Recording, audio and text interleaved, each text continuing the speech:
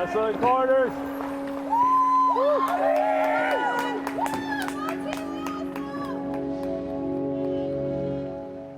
Katabi Marazi Wen Oma Nungum. I walked that old way here today yet.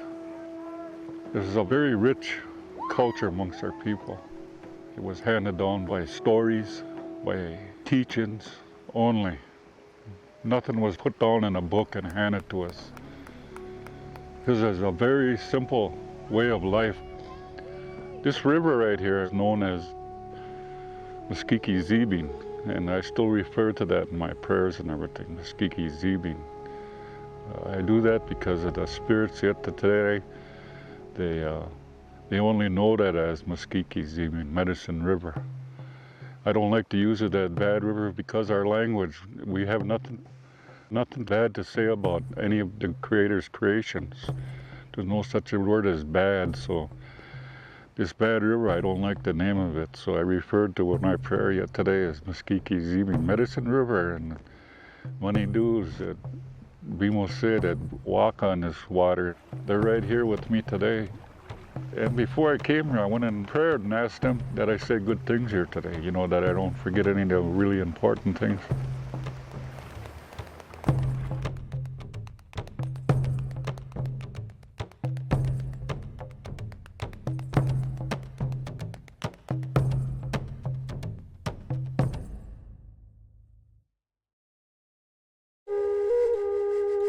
Bad River Ojibwe History was funded in part by Irene Danielle Kress, Francis A. and Georgia F. Ahrens Fund of the Community Foundation for the Fox Valley Region, Evu Foundation, Ron and Patty Anderson, Ira and Aniva Riley Baldwin Wisconsin Idea Endowment, National Endowment for the Humanities, and Friends of Wisconsin Public Television.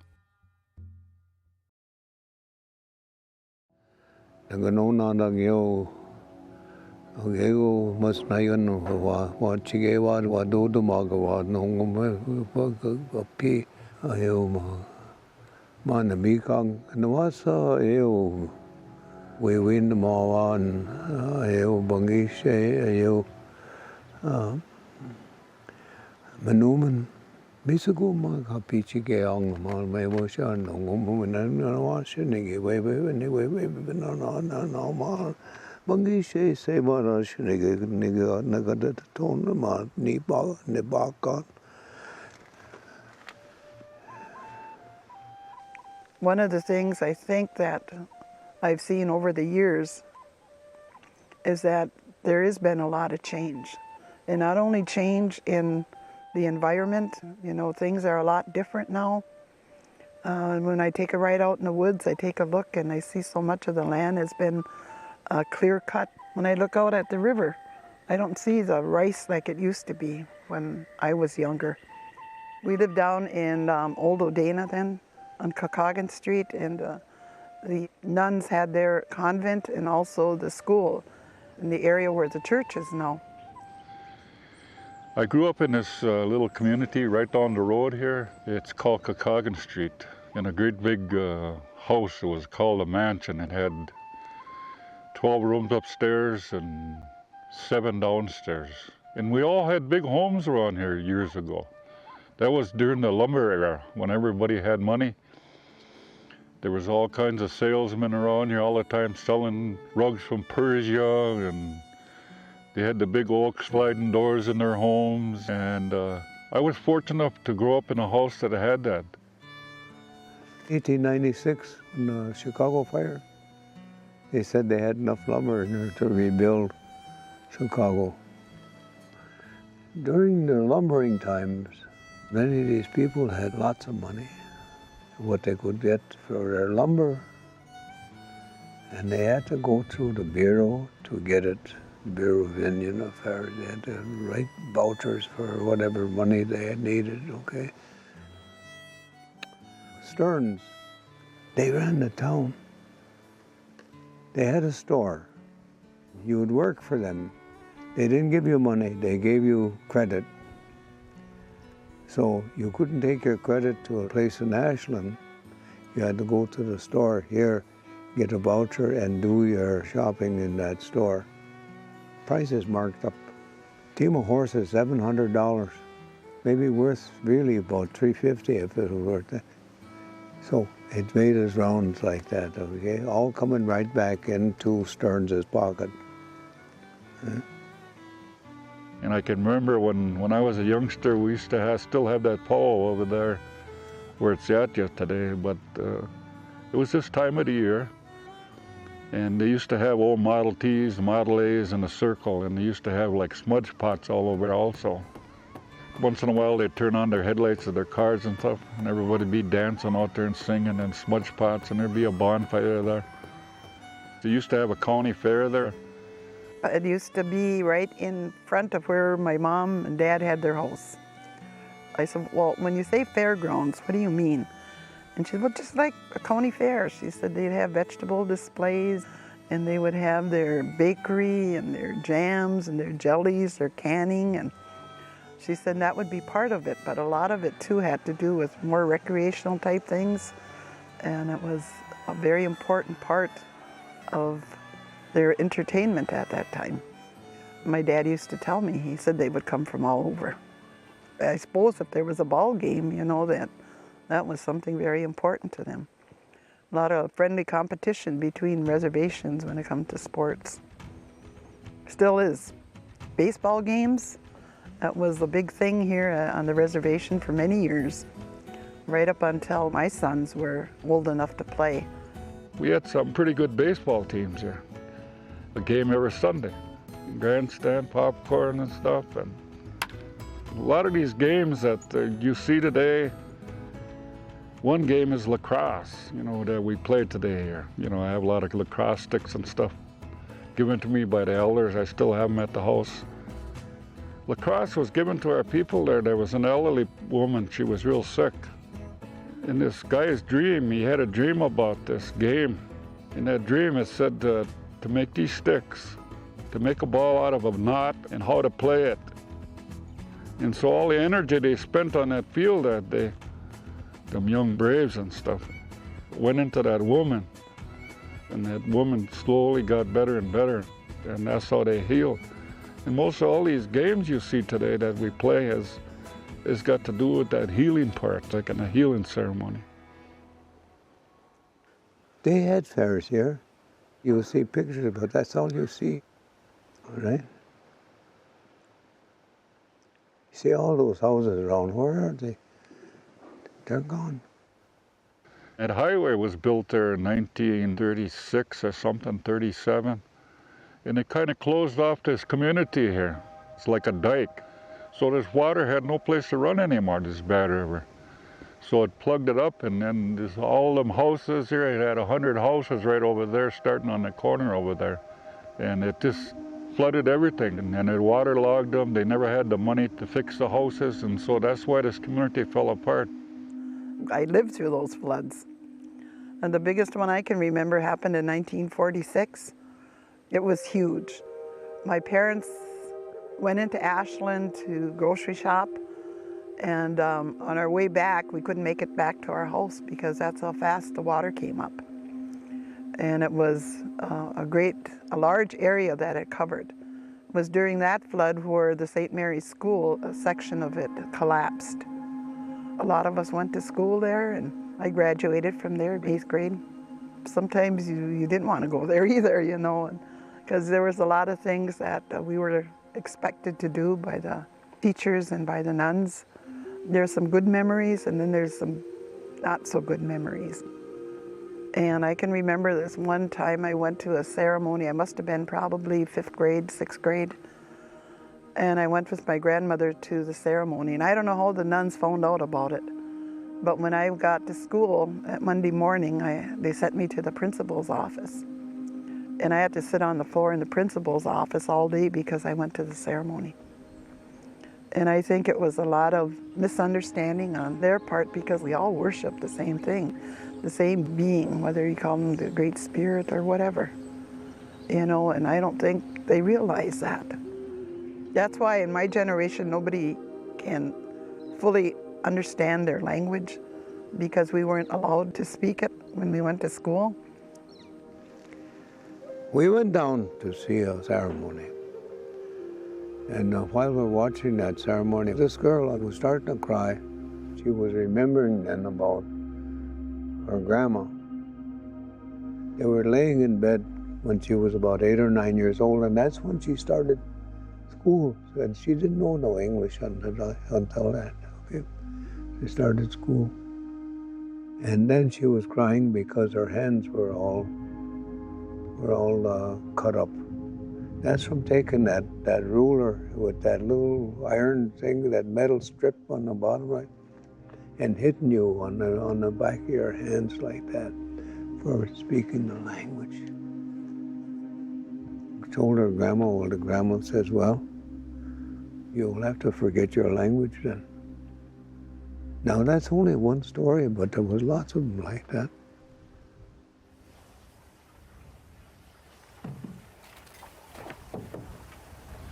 My father picked a day, he'd go down and check Kagagon over there.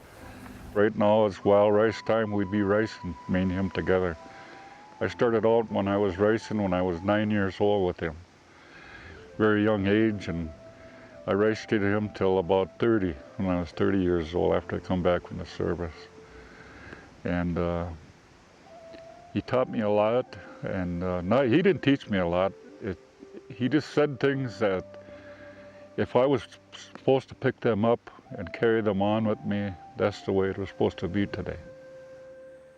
It's very important to us, you know, as a people, because first of all, it's a staple, something that we all enjoy using.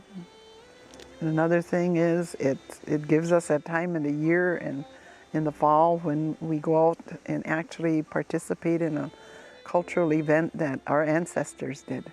You know, and that's important. And it was a good time because you had a chance to socialize, you had a chance to rest, of course, because ricing is hard work. But when you're out there, you enjoy it. It's not work because it's a way of life, you know.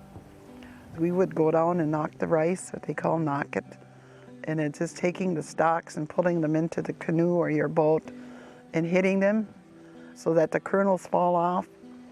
And once you get you as much as you think you needed, then you would come in. This time of the year, standing up on the bank there, my grandma came up from ricing, and they had a little, what we call a rice boat, a homemade boat out of lumber. Grandma was sitting in there. There was so much rice, like this from one end there. There was only about that much freeboard. That's how much rice they made that day. And then they laid their rice out the next day and dried it in the sun. Once it got to a certain point, then my mom and dad would take it and they would what they call scorch it. And she had this big black kettle in. After supper, the job would be go out and help my mom build a fire first so that she could scorch the rice. And then they would store it in either bags or paper boxes. And it was my job to go out there and dance the rice. And when you say dance, you put 2 poles up, and my dad used to have a little pit, and he would line it, put the rice in there, and then I would put on a pair of moccasins, and I would get in there, and you move your feet back and forth to get the husk, loosen the husks. And then once that's done, then you put it in these birch bark baskets my grandma used, and my dad did too. In what you call winnow it, means you toss the rice up so that the chaff, they called it mazan, would separate from the kernels. They had 9 of them big great sacks like that, cleaned rice. That was going to last them all winter. Yeah. But they were down there, that whole family was down there and had to work. Yeah. Surviving. As I got older, the whole concept changed a little bit. We still went out and got our rice that we needed to get us through the winter. But then there were rice buyers here, and they would come down and buy the green rice from you. And back in those days, that was probably in the 50s, early 60s. It was a means of earning extra money, you know, to go out and buy school clothes for your kids. It was important for people at that time. From what I hear and from what my sons tell me, because they learned how to rice when they were probably 12 and 13 years old, if not younger. Now they go down to the rice fields and they said it's nothing like it used to be. They said, Mom, if we took you down there, you'd cry. The old way people who were following that way of life stayed here because they could live off the land. It's a very simple life. You know, it's not that hard to follow. They'll teach you it. They'll send you for tobacco. Come on to the camp tonight and sit around the fire and stuff, and they'll tell stories about the old way of life and stuff like that. That's the way I learned. I remember so many stories that my grandma would tell me. She loved to tell stories about what I imagined life was back when my ancestors came here. And when she would come to our house, I would sit on her lap, and what I've learned is that the Ojibwe people once lived on the East Coast, and because of conflicts with the Onondagas, Tuscaroras, and those tribes, they began to migrate inland. And according to legend, that they followed this, they call it the Miigwiich, which is supposed to be shell. But to me, it was almost like a star. You know, as I got further and further into reading about it, and this light or this object brought them to this area. From there, they branched out. Some of them went to the north shore of Lake Superior, and our tribes were then located at La Pointe, island of La Pointe. That's kind of like the motherland of the Ojibwe people. From there, they dispersed to other areas. As far as Bad River is concerned, I've heard so many different versions. One of them is we came here because of the rice. I used to talk to the elders over there. They were telling me that they lived around that time when they were sending people to different reservations like LCO and back to Flambeau, Bad River, and Red Cliff, and La Butte is there. And when they were selecting people to go, they were taking families. Oh, you go here, you go there, you go here, you go there. And then when they never mentioned this place over here, Miigwiich and Medicine River over here. So these people were, being the last ones there, they were asking the Indian agent, well, what about us? He said, oh, go on to the side, he said. I want to send all you pagans over to Miigwiich. So this is kind of a place where there was the last stand right here of the drums and stuff like this. It all came back out of here and went to all these reserves. The guy said that when they travel here from different reservations and they're following that way of life some other place, and he said they don't understand why they feel so good when they come here, because this is where the spirits made their last stand here. Went with the people who follow that way of life. 2 years in graduate school, anthropology. And there was a saying was if Indians get into anthropology, they have a hard time in there, but I live on that stuff. And I had an argument for all that good stuff that they had. We got some ceremonies that we do, okay? And one of them ceremonies is what we call Jisakon, shaking tent. The anthropologist, if he sees that, he said, if you can do it, I can do it, but he never could. Now, why is that? What happens, okay, with something like that? Why can't they do that? There's something about us that allows us to do something like that, and I don't know what it is. And then that lodge, there is also part of that culture in there that we followed at that time. And the Miigwiich, the lodge, from the beginning of our people, it's been there. The way my grandma explained it to me, it's like a learning. There's different degrees that you need to advance through, and it's mostly like healing. You learn about different medicines. She said it's something that's very sacred to our culture, and that in order to be able to understand it, you need to live it She said it's not something like I go to, at that time I was just a kid, and she said, like, you go to school. And she said, and you're in school for how many hours a day? And I told her, 8 hours, Graham. And she said, well, with the midday one, it's every day, every night. You have to live it.